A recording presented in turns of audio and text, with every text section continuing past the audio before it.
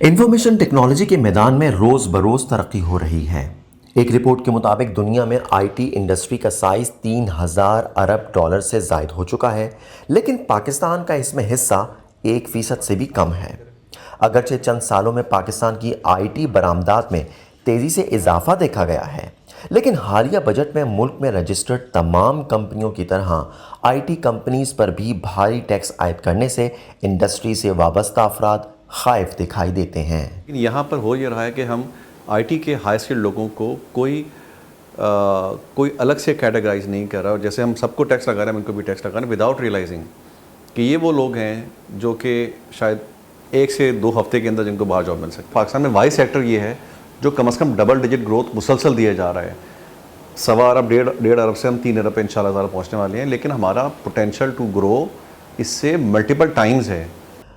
I T کے شعبوں سے وابستہ افراد کا کہنا ہے کہ حکومت اس شعبے کو کچھ ترغیب دے تو یہ انڈسٹری ملک کے لیے قیمتی زر مبادلہ کمانے کا باعث بن سکتی ہے، لیکن اس کی راہ میں رکاوٹیں حائل ہیں۔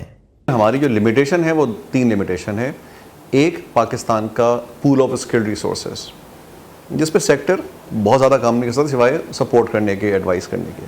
دوسری ہماری جو لمیٹیشن ہے وہ ہماری برانڈنگ ہے، اور برانڈنگ کا کام بھی صرف آئی ٹی سیکٹر خود نہیں کر سکتا، بہت سلو ہے۔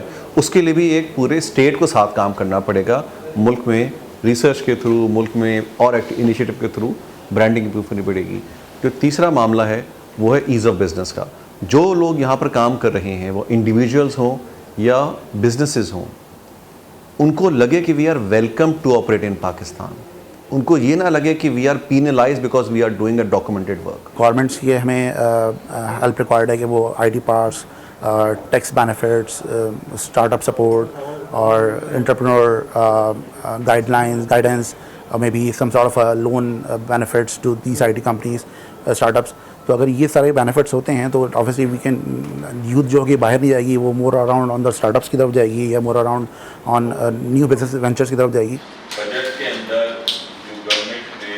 پاکستان سافٹ ویئر ہاؤسز ایسوسی ایشن کا کہنا ہے کہ حکومت اس شعبے میں بہتری لانا چاہتی ہے تو اس کے لیے نالج اکانومی کو فروغ دینا ہوگا۔ انڈسٹریل مائنڈ سیٹ کے لوگ بیٹھے ہیں، ہم جو بات کر رہے ہیں وہ نالج اکانومی ہے۔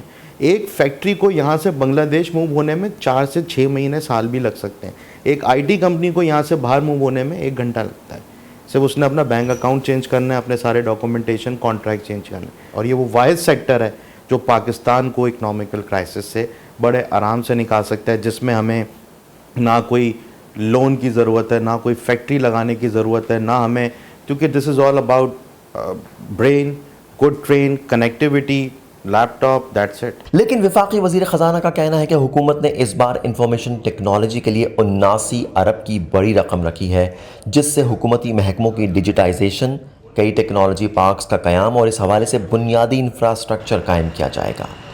مگر آئی ٹی انڈسٹری سے وابستہ افراد کے خیال میں انفارمیشن ٹیکنالوجی کی ترقی کے لیے حکومت کو ماحول سازگار بنانے کے لیے ٹیکسز کی شرح کو کم کرنے سمیت کئی اقدامات کرنا ہوں گے۔